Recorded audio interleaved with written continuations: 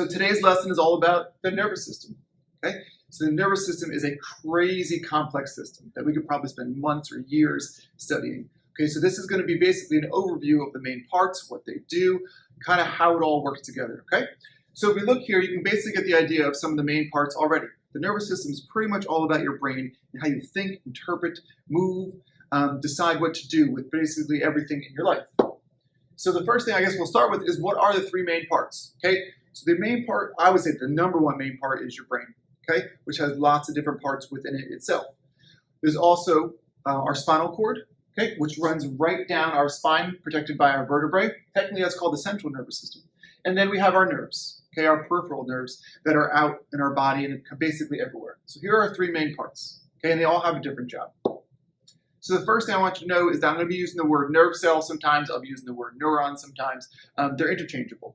So as you can kind of see here, the neurons are your nerve cells, and they're shaped beautifully with these kind of like little like finger-like structures because their main job that you're going to see is to basically pick up messages and send messages. So very much like telephone lines up on a telephone pole are designed to send messages. That's exactly why they are shaped the way that they are. How right now am I talking to you? How can you kick a soccer ball? How do you decide when you should turn left, turn right?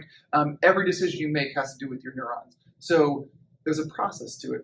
So I found this little clip here. Hopefully you can pick it up of this goalie who's basically saving this goal, and it's a pretty phenomenal save. So by all means take a look at it. But I'm using this to ultimately teach you about the three main things that neurons do. So if you're this goalie here, I'm going to talk you through, he has three main things he's got to do in order to save this goal. The first thing he's got to do, we'll start it right about now, okay, is he has to realize there is a ball rolling that way, or there's a white object rolling that way. So that's the first thing. He just basically has to be able to see what's happening, okay? So that's like your senses. And then after he sees a ball rolling this way and he sees a couple figures shooting that way, the second thing he's got to do is figure out what all these things actually mean. So we don't even think about it, but what he has to do then is be like, oh, that white thing's a soccer ball, and it's heading towards the goal, and that guy's not my team, and he's shooting the ball towards the goal. I need to go save it. So he has to basically interpret everything he's seeing around him.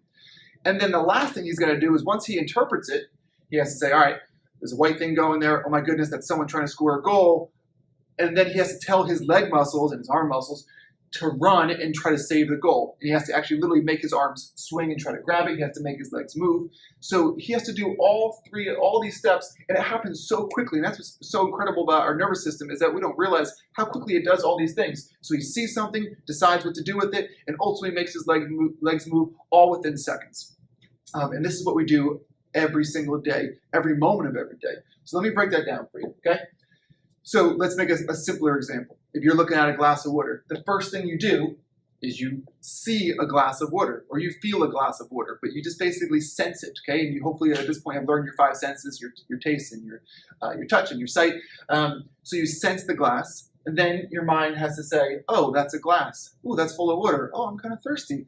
I think I'm going to pick it up. So you do all this stuff basically interpreting what to do, and then you tell your arm muscle, grab, arm muscle, pick it up. Okay, so your nerves literally send an electrical signal to your muscles, which make them contract and pull and grab. Okay, so you see things, you interpret what to do with it, and then you ultimately motor output. Motor means movement. You decide to actually move and pick up this glass. Okay. So because there's three main things that you have to do, there's a different type of neuron for each one. So the first one that we're going to talk about is that sensory neuron. Again, it's your senses. Okay, it lets you see and touch and feel. So there's these neurons in this little picture here. They're attached like to your skin, again, so you can touch it in the back of your eyeballs, so you can see things. Okay, there's two main things I want you to know about them. The first is that their main job is to sense your environment. Like I said, smell something, see something, taste something. Okay, that without these neurons, you couldn't see anything or smell anything or taste anything or touch or feel anything when you touch it. Okay. And the second main thing I want you to know is their job is to take the signals that you get from your environment and ultimately send it to your brain or to your spinal cord, okay? Because either of those are going to basically interpret it. So their job is to sense it and then ultimately send it to somewhere to be interpreted of what to do with this information. All right, the second one we're talking about is called the interneurons, okay? And their job, okay, they exist in your brain. Okay, they exist in your spinal cord, and they are probably what most people think of when you think of nervous system. their job is to interpret these signals and what to do with it. You smell something and you say, oh, that's a cookie. I would really like a cookie, or I shouldn't have a cookie.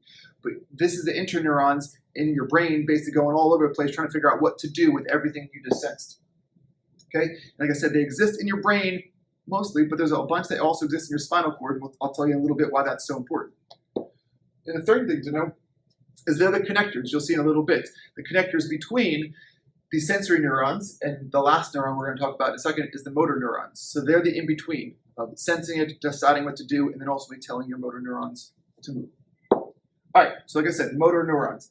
So your motor neurons, you can see here, are connected to your muscle fibers. Okay, and remember, motor means move. So they literally send a signal, like I said, which makes your muscles move and bend and pull your bones. Okay, so two things I want you guys to know about them is that their job is to carry the signals from your brain or your spinal cord to your muscles. That's their job. Once you figure out what you want to do with that cookie or glass of water, it tells your muscles what to do. Okay, and like I said, the second thing is its main job is to tell your muscles to move. Okay, so it carries signals from your brain this way to your body. Okay, whereas sensory neurons brought it into your spinal cord, your motor neurons are going this way. They're heading out towards your muscles, so it's an opposite direction of the sensory neurons. Okay.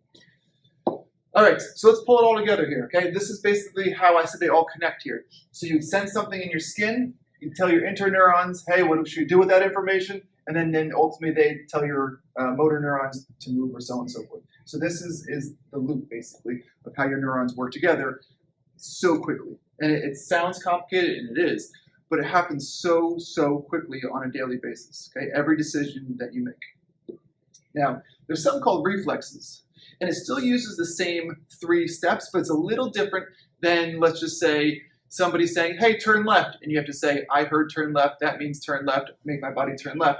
What's different about a reflex is that you don't even think about it, okay? It doesn't even go to your brain. Okay, because we've evolved to basically, when something happens that usually is endangering our safety, it has to happen so fast that you have evolved to not even think about it.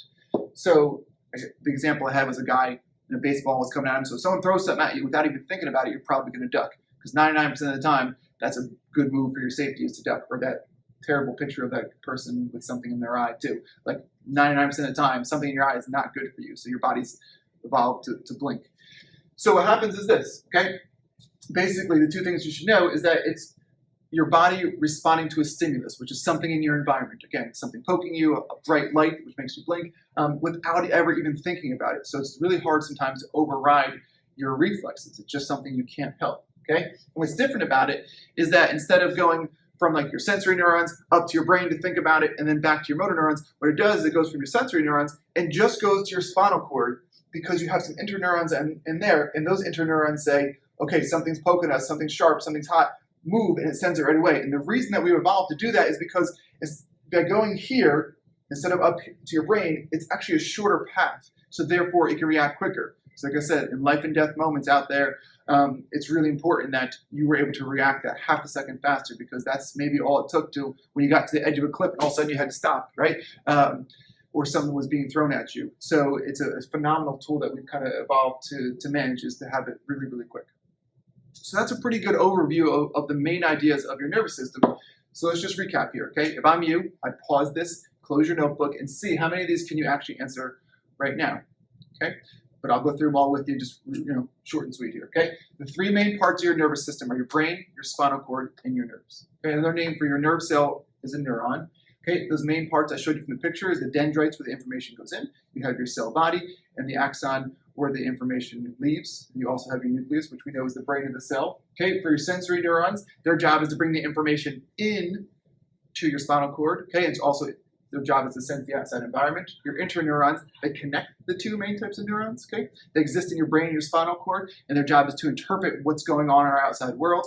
And our motor neurons, they connect to their muscles, and they also bring the information out this way, okay, back out this way. We talked about how they all work together. You sense something, interpret it, and then ultimately move.